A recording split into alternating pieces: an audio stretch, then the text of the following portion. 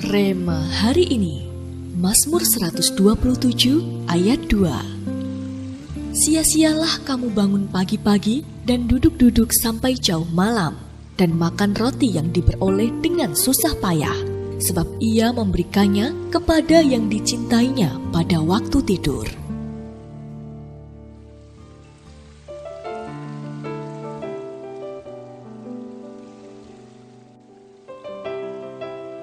Menjadi kesayangan seseorang pasti membuat kita akan diperlakukan berbeda.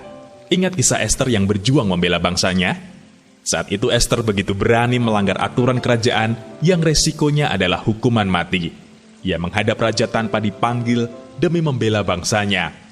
Namun, bukannya menjatuhi hukuman mati, raja malah mengulurkan tongkat kepadanya, tanda perkenanannya atas kedatangan Ester.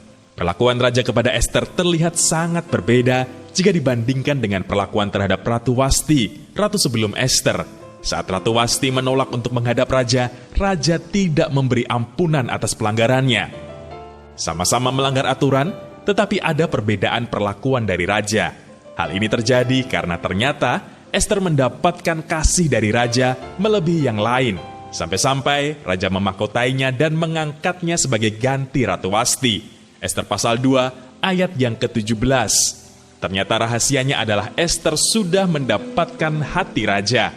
Ia sangat dikasihi dan bisa dikatakan menjadi kesayangan raja.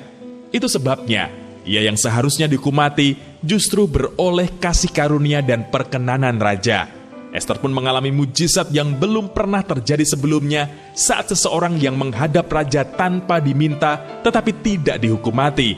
Bahkan tidak hanya itu, Ester berhasil menyelamatkan bangsanya. Sadarkah kita bahwa keajaiban-keajaiban pun akan terjadi dalam hidup kita jika kita mengerti bagaimana mendapatkan hati Tuhan sampai Dia melihat kita sungguh-sungguh sebagai anak-anak kesayangannya. Lihatlah bagaimana Dia akan selalu meluputkan kita, menyertai kita, bahkan menjadi pembela kita. Lihatlah bagaimana kita tidak akan berjuang dengan kekuatan kita sendiri, tetapi ada backup surgawi dalam setiap langkah hidup kita. Karena itu, mari senangkan dan menangkan hatinya. Mendekatlah kepadanya dan taatlah dalam setiap hal apapun yang Dia inginkan untuk kita lakukan.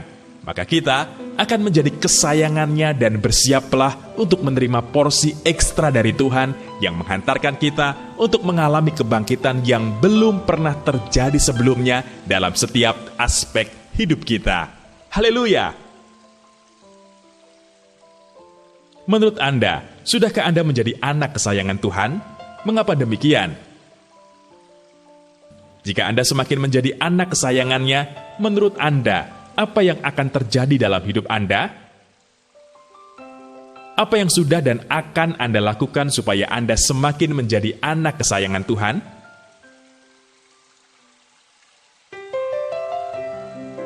Tuhan Yesus, terima kasih atas anugerah yang Engkau berikan kepada kami, sehingga kami boleh memanggil Engkau, Ya Aba, Ya Bapa. Terima kasih karena Engkau begitu mengasihi kami. Ajarkan kami supaya kami semakin dimampukan untuk menyenangkan hati-Mu, ya Tuhan. Dan selamanya kami akan menjadi anak-anak kesayangan-Mu. Di dalam nama Tuhan Yesus, kami berdoa. Amin. Jadilah kesayangannya Tuhan, maka kita akan menerima porsi ekstra dari Tuhan.